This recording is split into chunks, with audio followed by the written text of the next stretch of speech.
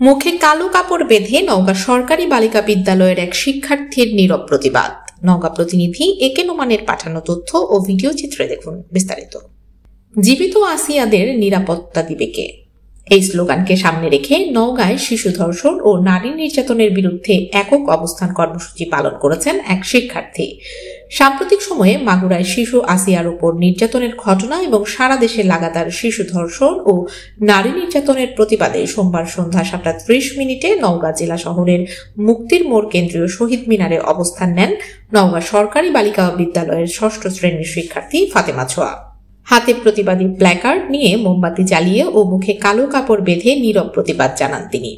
ফাতেমা ছোয়া বলেন, আমরা জীবিত আসিয়াদের নিরাপত্তা চাই, ধর্ষকদের বিচার চাই, মৃত্যুদণ্ড চাই। আমরা আর কোনো শিশু আসিয়ার ভয়াবহ পরিণতি দেখতে চাই না।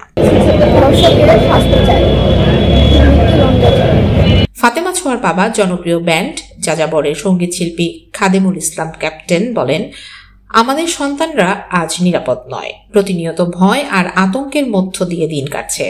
আমরা আর কোনো শিশুকে হারাতে চাই না।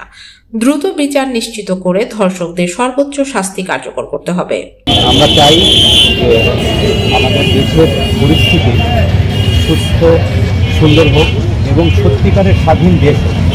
আমরা কিন্তু আসলে স্বাধীন দেশ বলছি কিন্তু আমরা কিন্তু স্বাধীন দেশ এখনো পাই।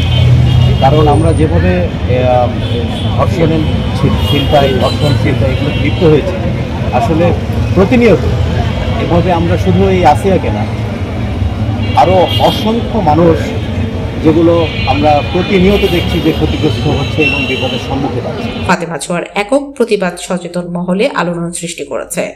শিশুদের নিরাপত্তা নিশ্চিত করতে সমাজের সকল স্তরের মানুষকে আরো সোচ্চার হওয়ার আহ্বান জানিয়েছেন স্থানীয়রা।